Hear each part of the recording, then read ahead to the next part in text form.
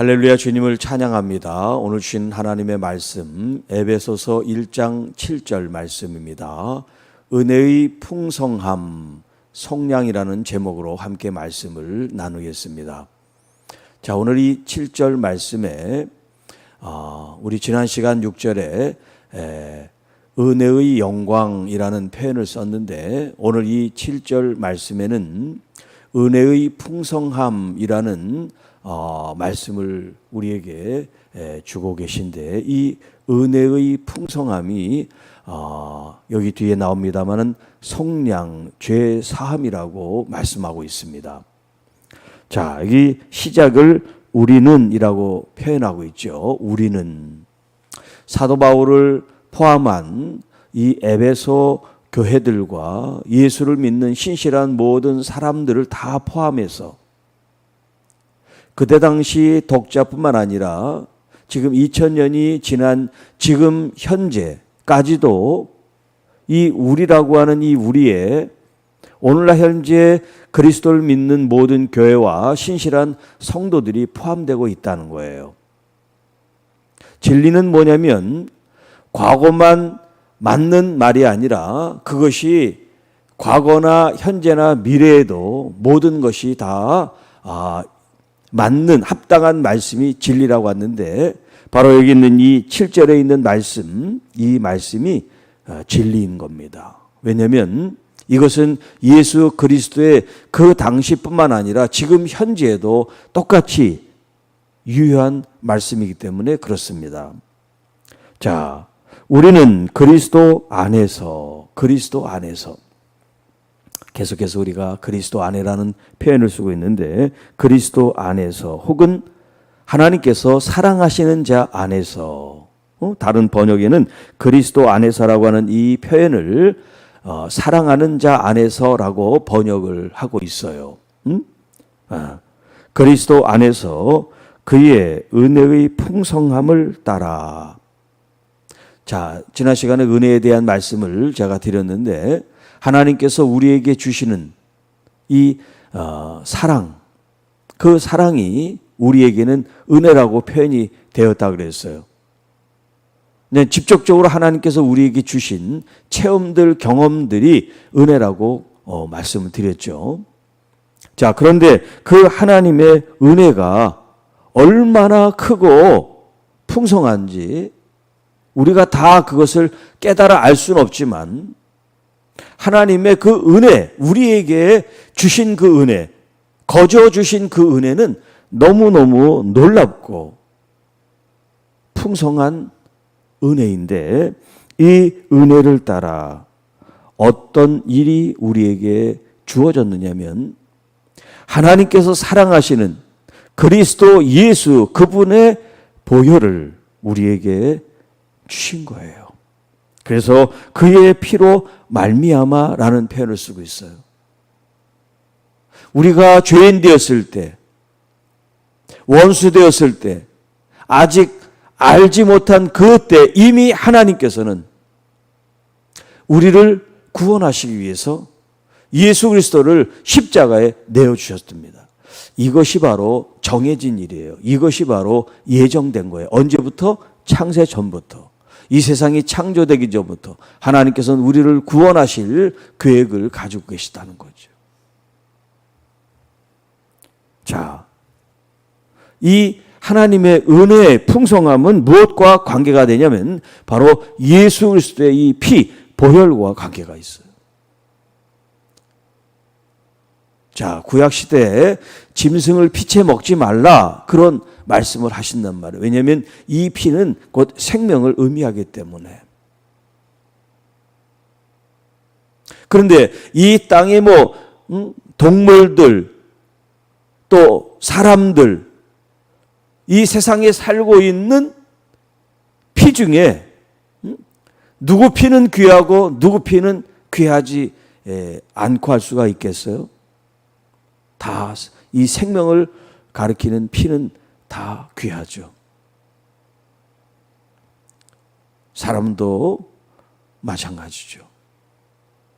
여자든 남자든 혹은 부자든 가난하든 권력을 가지고 있든 가지고 있지 않든 이 세상의 기준으로 보면 그 사람의 가치가 있을지 모르지만 하나님의 관점에서, 생명이라는 관점에서 보면 누구 하나 구별 없고 차별이 없고 차등이 없는, 모두가 다 똑같은 값을 가지고 있다고 할 수가 있어요.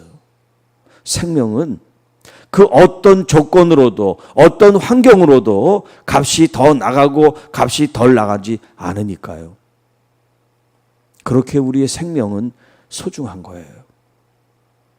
그 생명이 바로 피란 말이에요. 그런데 하나님 그 자신이 이 땅에 사람의 몸을 입고 오셔서 예수 그리스도로서 십자가에 피를 흘렸단 말이에요. 여러분, 스스로 피를 흘리는 사람은 없어요. 짐승도 스스로 피를 흘리지 않습니다. 죽여야 제물이 돼서 피를 흘리고 희생이 되지요. 그런데 예수님은 자원에서 십자가를 지심으로써 보혈을 우리를 위해서 흘리셨어요. 이것이 바로 은혜의 풍성함이라고 표현한 거예요. 예수님의 이 보혈, 예수님의 생명의 값이 그 어떤 것과 여러분 비교하고 환산해서 계산할 수가 있겠습니까? 그래서 영어로 계산할 수 없다, uncountable이라는 표현을 쓰고 있어요. 계산을 할 수 없는, 계산을 할 수 없는 그 가치를 우리가 평가할 수 없기 때문에 그 놀라운, 그 보배로운, 그 값진 피로 말미암아 우리가 무엇을 얻게 되냐면 속량을 얻게 됐다는 거예요. 속량. 자, 이 속량이라는 표현은 구약에도 많이 나와요. 구약에도.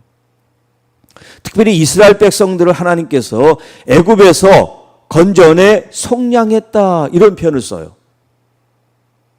그래서 애굽에서 건져내서 속량받은 이스라엘 백성들은 하나님의 속량함을 받았다. 이 속량이라는 가장 기본적인 의미는 뭐냐면 몸값이라는 뜻이에요. 몸값. 그래서 속전, 속량, 구속, 대속, 구원, 이런 이제 표현을 우리가 쓰고 있는데 이게 다 같은 의미예요. 같은 의미. 한마디로 하면 우리를 구원해 내셨다. 우리를 해방시켰다. 이게 이제 여기 속량이라는 의미가 있는 거예요. 그래서 그때 당시 이스라엘 사람들이 이 속량인을 어떻게 썼냐면, 그때 다시는 노예 제도가 있었으니까요. 노예를 돈 주고 삽니다. 자, 그런데 이 노예를 사면 이 주인이 그 사람의 생사 여탈권, 살고 죽는 모든 권리가 주인에게 있어요. 그러니까 비참하죠. 노예는 자기 생명을 주인이라는 사람이 돈 주고 사면 마음대로 살리고 죽이고 할 수 있는 권리가 있으니까 이 노예 입장으로 보면 아주 뭐 같은 세상이죠.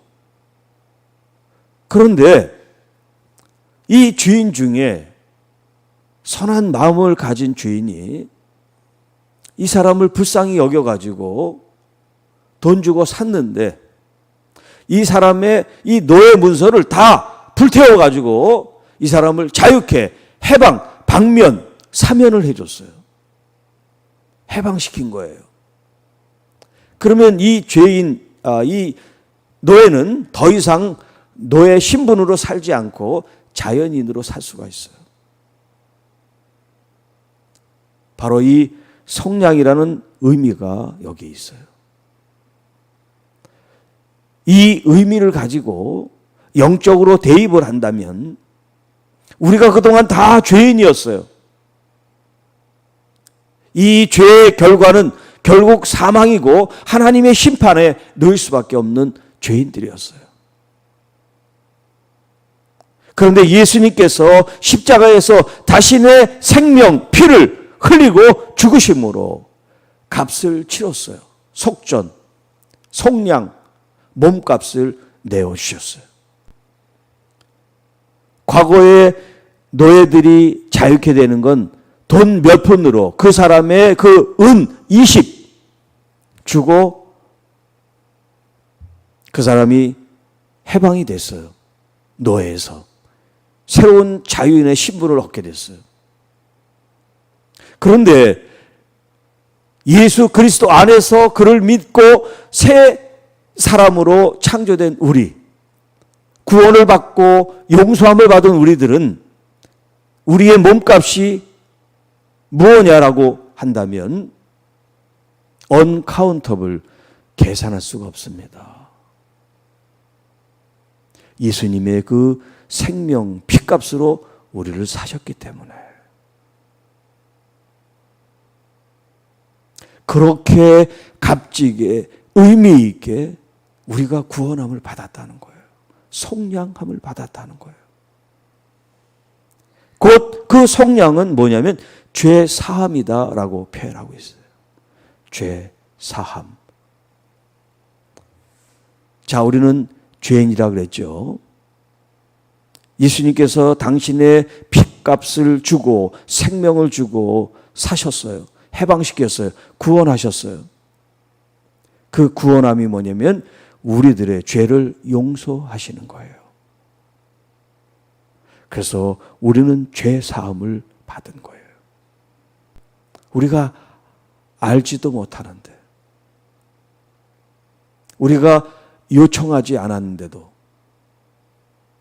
이미 예수 그리스도를 믿는 사람들에게 하나님께서는 죄 사함이라는 것을 이미 정하셨어요.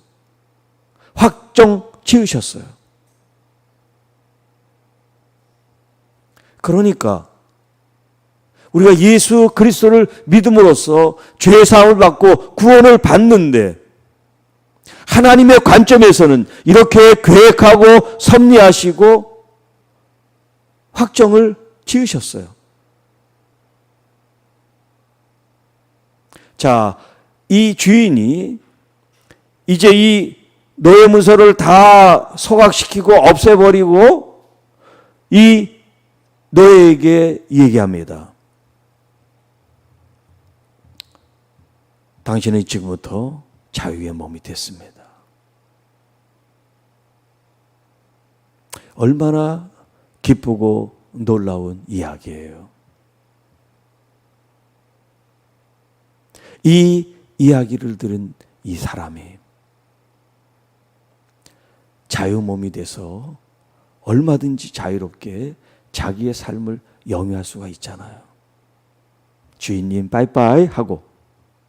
그런데 이 주인의 그 고마움 때문에 이 노예가 아닙니다.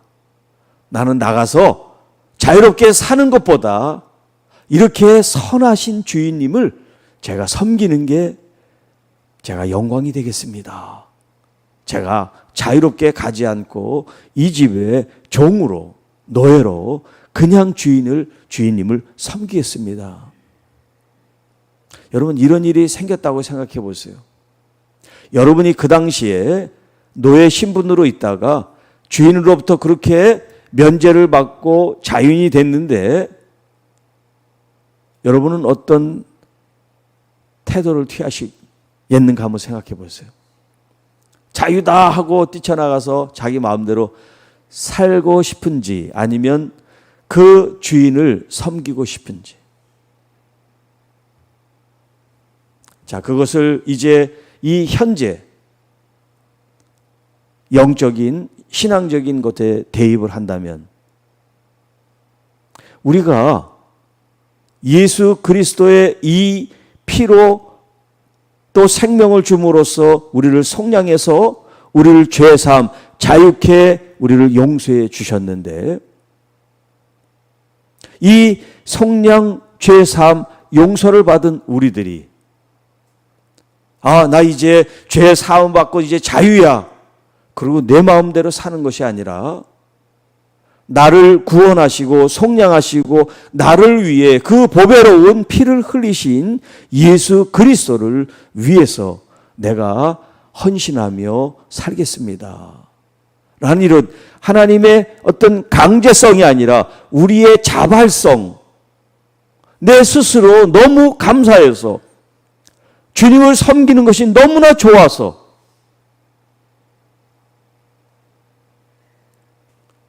이런 자발적이고 또 내가 자원하는 이 마음으로 주님을 섬기겠습니다 하는 이 마음이 하나님의 어떤 명령과 강제성이 아니라 우리의 자발적이고 우리의 어떤 그 순종적인 그 사랑하는 마음, 감사하는 마음으로 우리가 이런 자세를 갖는다면 주인 되신 하나님께서 보실 때 자유인이 돼서 마음대로 살라고 하셨지만 그 자유를 내 마음대로 사는 것이 아니라 나를 살리고 구속하시고 죄의 사함을 주신 내 하나님 아버지를 위해서 내가 살겠습니다 라고 한다면 얼마나 하나님께서 기쁘게 여기시겠어요. 자, 그리스도 안에서 그의 은혜의 풍성함을 따라 그의 피로 말미암아 속량 곧 죄 사함을 받았습니다. 이미 받았다라고 표현하고 있어요. 죄 사함을 이미 받았습니다. 이미 우리는 자유케 됐습니다. 그러나 이 자유를 가지고 내 마음대로 살아가는 것이 아니라 나를 구원하시고 나를 살리신 내 하나님, 나의 구주 예수 그리스도를 위해서 내가 살겠습니다 라는 고백은 우리의 몫이라는 거죠. 강제가 아니라 명령이 아니라 내 스스로 기쁘고 감사해서. 여러분, 우리가 신앙생활하는 이 신앙의 이 여정이 억지로 끌려가면서 신앙생활하는, 교회도 가기 싫은데 예배도 드리고 싶지 않고 기도도 그렇고 이게 좀 뻑뻑하게 의무적으로 의무감으로 만약에 우리가 신앙생활을 그렇게 한다면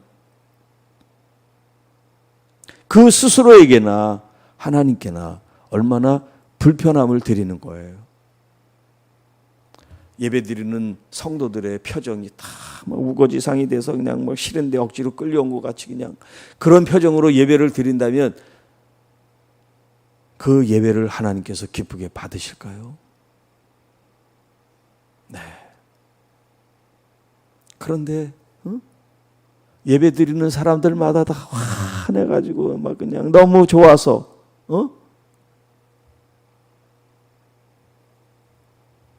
좀 비교가 안 되는데도 이런 비교를 하는 걸 용서하십시오. 임영웅이 무슨 콘서트나 이런 데 가서 사람들이 돈 주고 막 그냥 그 환호하고 열광하고 어떤 사람은 비행기표까지 끊어가지고 그 콘서트를 가는 사람들도 있대요. 여러분, 그렇게 돈을 지불한 사람이 거기 가서 막 죽상을 하고 그냥 그러고 콘서트에 임하는 사람이 있습니까? 아무도 없어요. 너무너무 좋아서 막 설레서 그렇게 그 자리에 있잖아요. 아니, 임영웅이가 그 사람한테 무슨 돈을 줬어요? 뭘 줬어요? 그런데 우리는 하나님의 아들 예수 그리스도가 자신의 보혈과 생명을 우리를 위해 줬는데도 우리는 그렇게 감동이 별로 없어.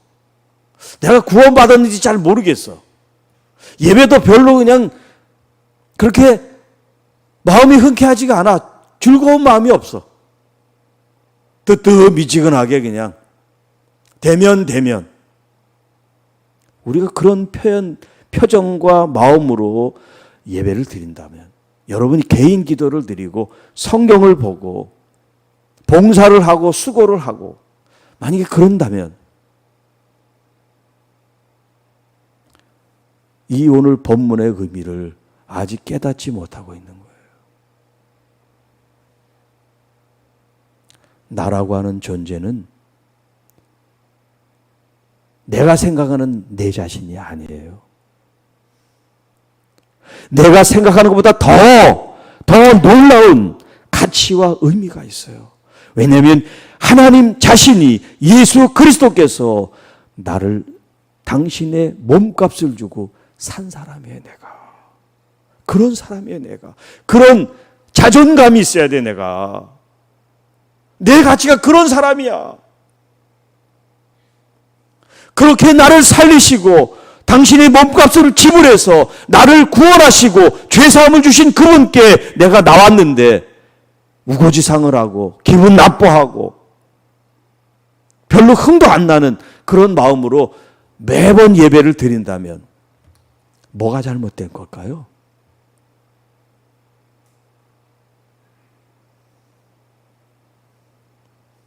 여러분, 우리가 신앙생활하는 아주 가장 근본적이고 가장 기본적인 걸 다시 한번 생각해 보세요. 여러분들은 무엇을 위해서 예배를 드리고 무엇을 위해서 하나님 앞에 나옵니까? 주님을 생각할 때 진짜 감사가 나옵니까? 아니면 그 은혜가 느껴집니까? 아니면 지금 이 선포하는 말씀이 좀 와닿기를 하십니까?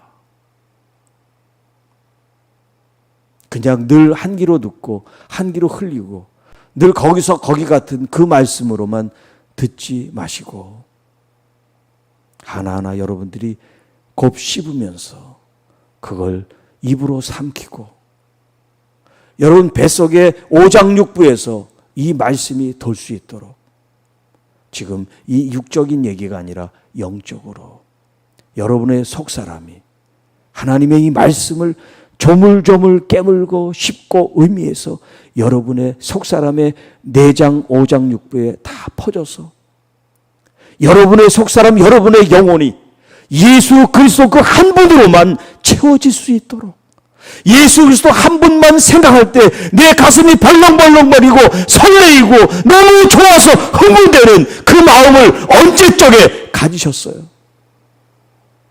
그런 마음을 새롭게 날마다 어제 과거의 경험이 아니라 주님 앞에 내가 설 때마다 그런 감격과 흥분과 감사와 은혜가 여러분에게 강물처럼 몰려오고 파도처럼 마음을 격정시키는 그런 생동감이 있는 신앙생활을 하고 싶지 않습니까?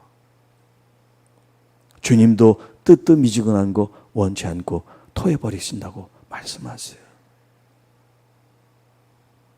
꼭 젊은이들만 다이나믹하고 익사이팅하고 그런 게 아니라 나이와 상관없이 주님을 생각한만 하면 내가 막 꿈틀꿈틀거려요.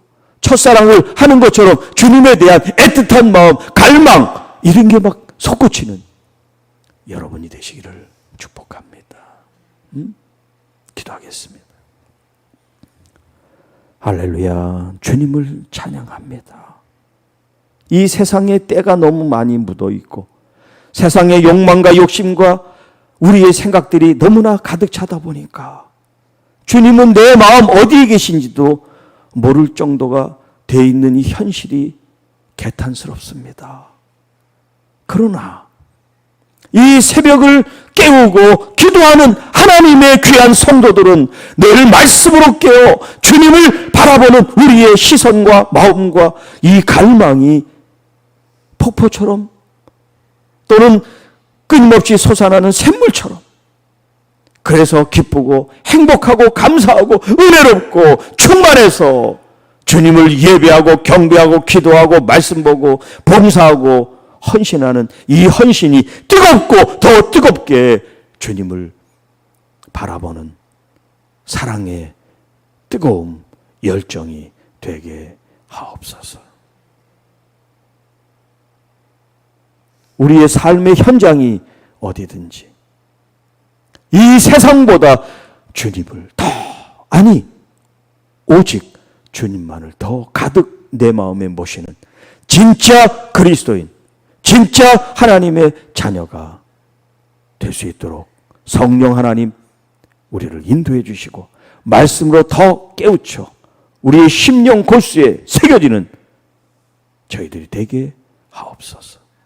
이 모든 말씀 우리를 구원해 주신 우리 구주 예수님의 이름으로 감사하며 축복하며 기도하옵나이다. 아멘.